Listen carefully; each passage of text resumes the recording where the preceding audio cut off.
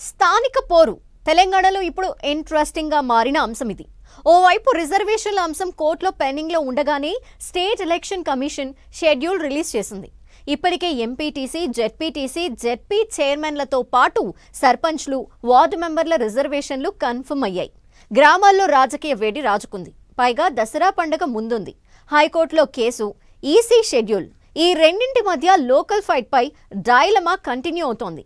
October 8న court judgement ఎలా ఉండబోతోంది? స్థానిక ఎన్నికలపై ముందుకా వెనక్కా?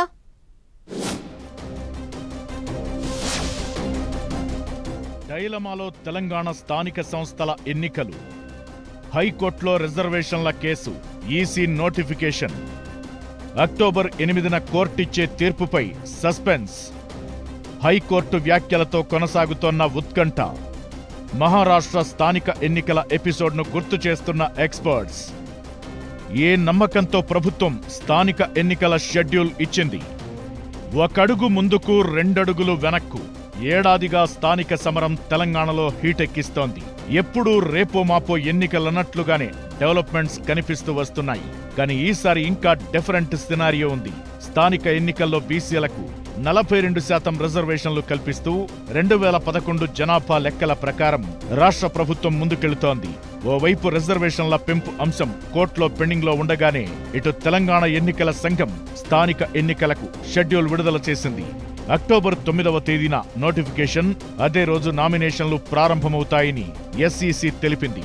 అయితే ఇప్పటికే రిజర్వేషన్ల కోటా 50% దాటడంపై హైకోర్టులో హౌస్ మోషన్ పిటిషన్ దాఖలైంది. విచారణ జరిపిన హైకోర్టు తదుపరి విచారణను అక్టోబర్ 8కి వాయిదా వేసింది. ఈ నేపథ్యంలో అక్టోబర్ 8న కోర్టిచ్చే ఆదేశాలే లోకల్ బాడీ ఎన్నికలు ఉన్నట్టా లేనట్టా అనేది తేల్చనుంది. రిజర్వేషన్లపై జీవో రద్దు చేయాలంటూ వేసిన పిటిషన్లపై విచారణ జరిపిన హైకోర్టు కావాలంటే ఎన్నికలను వాయిదా వేసుకోవాలని రాష్ట్ర ప్రభుత్వానికి సూచించింది.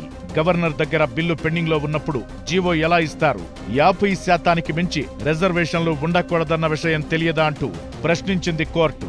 ఈ సందర్భంగా గతంలో సుప్రీంకోర్టు ఇచ్చిన 3 తీర్పులను హైకోర్టులో ప్రస్తావించారు పిటిషనర్ తరపు న్యాయవాది. అయితే సెప్టెంబర్ 30 లోపు ఎన్నికలు నిర్వహించాలని కోర్టు ఆదేశించిందన్న విషయాన్ని లేవనెత్తారు అడ్వకేట్ జనరల్. దీంతో అవసరమైతే మరో 2-3 నెలలు సమయం కోరుతూ అఫిడవిట్ వేసుకోవాలని సలహా ఇచ్చింది కోర్టు. అలాగే నోటిఫికేషన్ ఎప్పుడిస్తారని ఈసీని హైకోర్టు అడగ్గా ఏ క్షణంలోనైనా నోటిఫికేషన్ ఇస్తామని ఈసీ చెప్పింది. ఒకవేళ ఎన్నికల నోటిఫికేషన్ వచ్చినా విచారిస్తామని స్పష్టం చేసింది న్యాయస్థానం.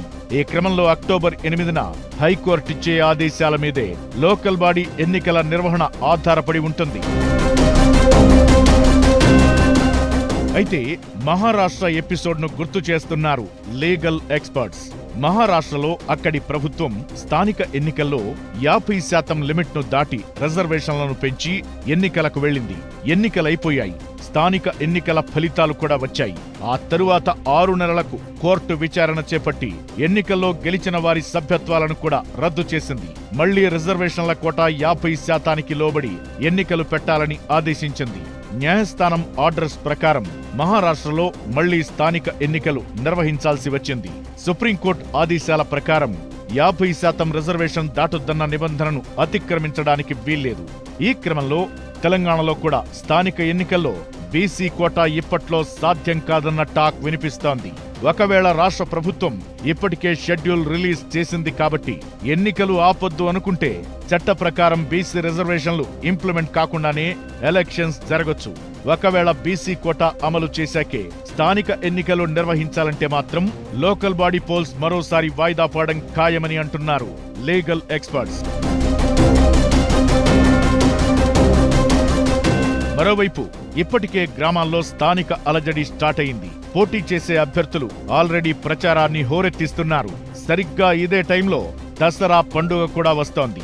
దీంతో ఎన్నికల బరిలో నిలవాలనుకునే ఆశావహులను కూడా కోర్టు టెన్షన్ పెడుతోంది. ఎన్నికలు జరుగుతాయో వాయిదా పడతాయో తెలవదు. ఎన్నికలు జరగవని ఖర్చు పెట్టకుండా ఉంటే వెనకబడిపోయే పరిస్థితి. ఒకవేళ ఓటర్లను మచ్చిక చేసుకునేందుకు దసరా సందర్భంగా యాటలు, లిక్కర్ బాటిల్స్ ఇస్తే ఖర్చు తడిసి మోపెడవడం ఖాయం. తీరా అంత ఖర్చు పెట్టి హంగామా చేశాక ఎన్నికలు వాయిదా పడితే పరిస్థితేంటని లోకల్ లీడర్లు కూడా ఆందోళనలో ఉన్నారట.